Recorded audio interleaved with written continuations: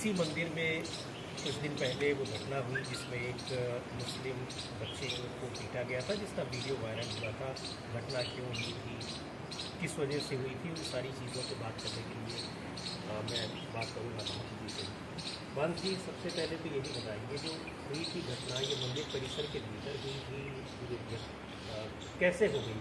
देखिए, मंदिर परिसर के भीतर हुई थी और वो लड़का मंदिर परिसर में आया था और संदिग्ध था। हमारे लड़कों के जो श्रृंगी यादव जिसको कहा जा रहा है, उसने उसके साथ मारपीट की थी, मंदिर परिसर में हुई थी। अच्छा, तो ये उसको 13-14 साल का लड़का वो किस तरीके से संदिग्ध दिखता है? देखिए, 13-14 साल के लड़के ही यहाँ कत्ल करते हैं। डॉक्टर BS तोमर जी का कत्ल हुआ है, वो लड़के 14-14, 15-15 साल के लड़कों ने कत्ल किया है। यहाँ विशेष रूप से मदरसे हैं, यहाँ आप चारों तरफ देखेंगे तो यहाँ 20 मदरसे हैं जिनमें सबको कत्ल करने की ट्रेनिंग दी जाती है।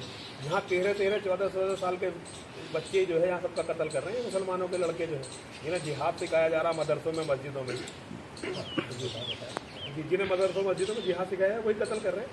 कैसे इतना बड़ा आप आरोप लगा रहे हैं? आरोप नहीं है, क्या नहीं, आरोप मेरी बात सुनिए, ये अगर है इस तरह की चीज़ें हैं, इसकी शिकायत आपने की कहीं पुलिस वालों से की, शासन ने की, कोई उसकी प्रतिक्रिया हुई, कोई कार्रवाई हुई? मुझसे पहले यहाँ जितने भी इस मंदिर के महंत थे वो सारे मारे गए हैं, या तो मारे गए हैं या पीट कर भगाए गए हैं। और केवल ये घटनाएं मुसलमानों ने की है।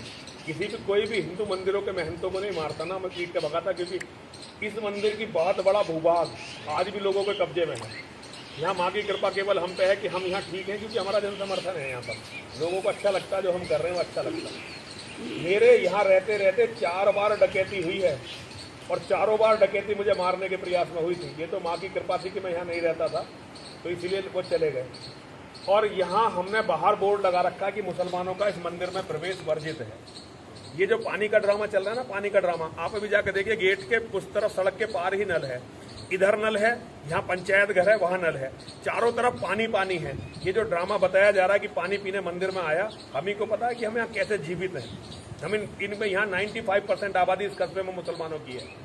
आप कह रहे हैं कि जन समर्थन है उसकी वजह से, तो ये आप ही को ये जन समर्थन क्यों मिल रहा है? इसके पीछे क्या कारण है? बाकी जो आपसे पहले के महंत थे उनको नहीं मिल पाया? वो इसके बहुत सारे कारण हैं। एक तो उन्होंने इस लड़ाई को अस्वीकार कर दिया था और वो हिंदू मुस्लिम भाईचारे में मारे गए सारे। वो हिंदू मुस्लिम के अंतर को जानते नहीं थे। तो जिस दिन उन पर डकैती पड़ती तो उन्हें पता ही नहीं कि उनके पास डकैती क्यों पड़ी है। मुझे पहले से ही पता था कि ये डकैती कौन डाल रहे हैं। तो मैंने यहाँ के सारे हिंदुओं को इस्लाम के जिहाद के बारे में जागरूक किया, और सब लोग जब जागरूक हुए तो वो मेरे साथ है।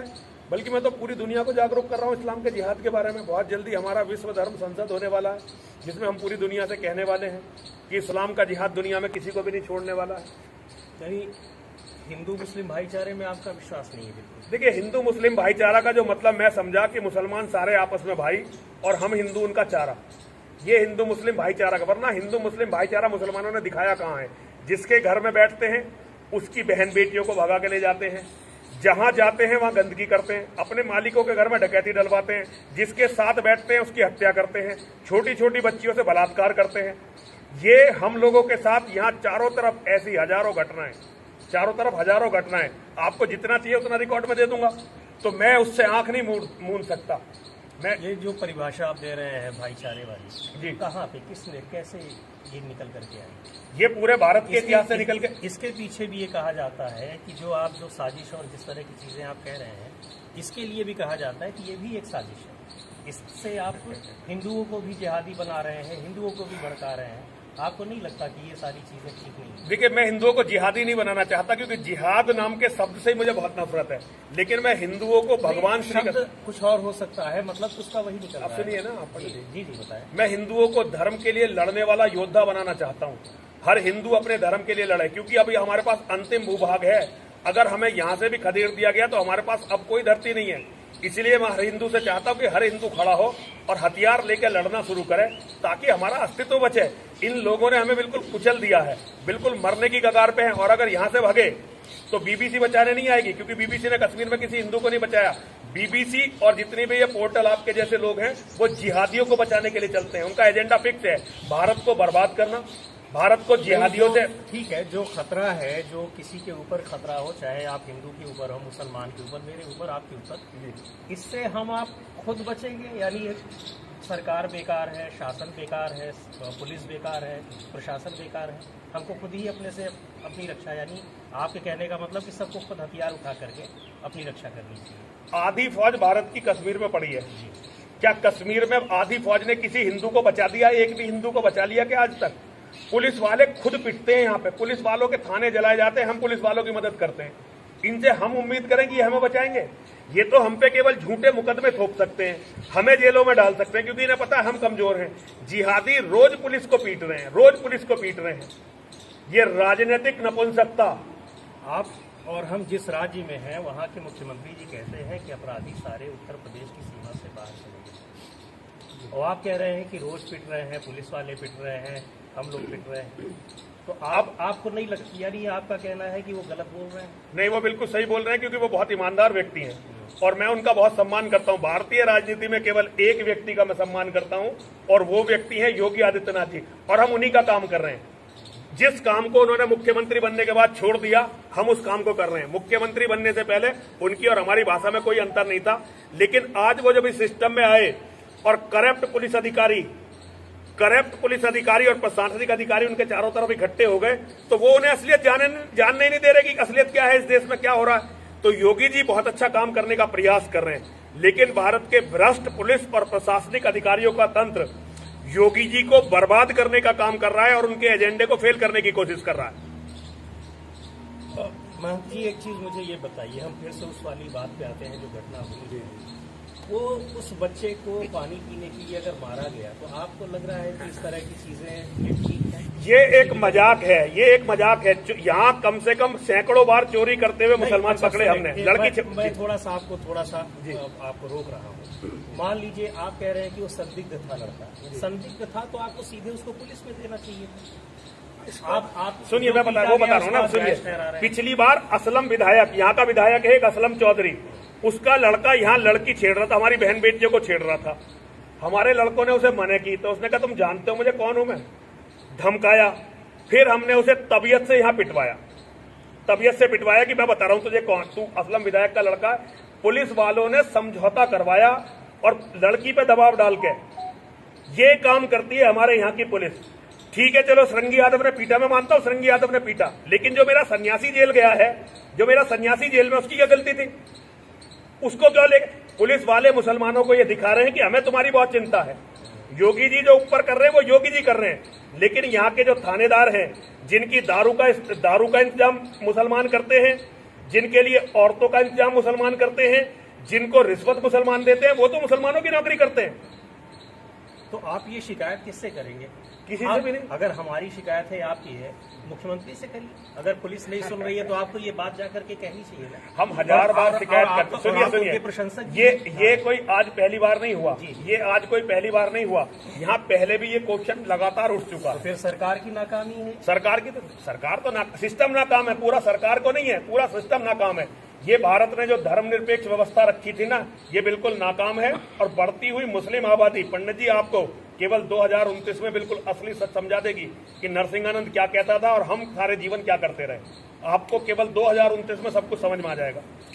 महंत जी, मुझे तो नहीं लगता है कि अगर सारे लोग यहाँ पे हथियार उठा करके अपनी सुरक्षा को लेकर के चले तो सारा सिस्टम सही हो जाएगा, ठीक हो जाएगा। मतलब और किसी के पास कोई काम नहीं है। सारे हिंदू सुनिए मेरी बात सुनिए। हथियार लेके अगर हिंदू दूसरों के घर में डकैती डालने जाए तो उसकी हत्या कर देना भाई। जो मैं क्राइम को सपोर्ट नहीं कर रहा, लेकिन मुझे मेरा घर, मेरा मंदिर बचाने का पूरा अधिकार है। और बाहर इतना बड़ा बड़ा बोर्ड लग रहा है कि मुसलमान का प्रवेश इस मंदिर में वर्जित है, मुसलमान का प्रवेश वर्जित है, बाहर इतना बड़ा बड़ा बोर्ड लग रहा है। एक सेकेंड, उसी बात में जब आ रहा था तो मेरे दिमाग में ये सवाल था कि आपसे पहले यही पूछूंगा कि मंदिर के बाहर आपने ये बोर्ड क्यों लगाया है? मंदिर के भीतर तो वैसे भी कोई मुसलमान नहीं आएगा। मतलब आज तक यहाँ जितना क्राइम हुआ मुसलमानों ने किया है, इस मंदिर में जितना भी क्राइम हुआ मुसलमानों ने किया। एक अगर चप्पल भी चोरी हुई है तो क्राइम करने वाला तो ऐसे ही चला आएगा, उसके लिए नहीं, बोर्ड की जरूरत नहीं। आएगा तो फिर उसका इलाज हम लोग करने को बैठे हैं ना। हम कोई इससे डर के नहीं बैठे हुए हैं, हम लोग उससे डर के, हमें पता है पुलिस हमें प्रोटेक्ट कर ही नहीं रही। ये तो एक संदेश देता है, मैसेज देता है कि मुसलमानों से नफरत आप कर रहे हैं। नफरत बिल्कुल बिल्कुल बिल्कुल नहीं आ सकते। बिल्कुल हमें मुसलमानों से चिढ़ है, नफरत है, क्योंकि हमने उनके जिहाद को देखा है, पढ़ा है, मोहम्मद के जीवन से लेके आज तक का पूरा इतिहास पढ़ा है।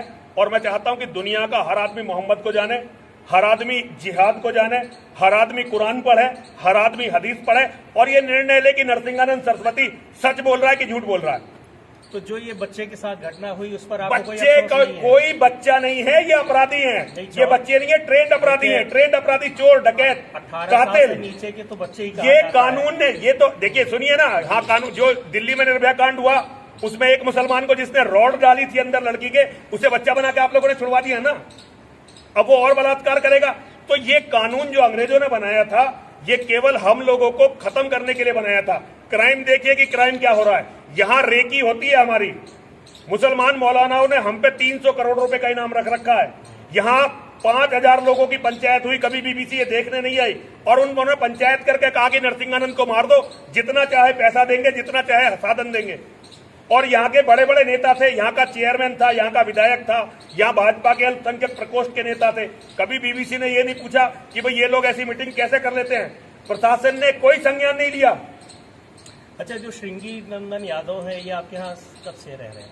काफी दिनों से, मेरा बच्चा है वो तो आता रहता है, मेरे पास रहता है बहुत दिनों से, मुझे ध्यान भी नहीं कब से रह रहा। अच्छा, हाँ आता बहुत पहले से, जब वो बहुत छोटा सा था तब से आता रहता है मेरे पास। तो ये क्या करते क्या थे, मतलब यही रहते थे कि बीच बीच में आता जाता रहता नहीं है, वो तो उसका अपना कारोबार है, अपना कारोबारी है और वो यहाँ पे रहता है। बिहार का रहने वाला है, अच्छे बहुत अच्छे परिवार, सिविल इंजीनियर है, अच्छे परिवार का लड़का, आता जाता रहता है, वो शिष्य है मेरा बच्चा।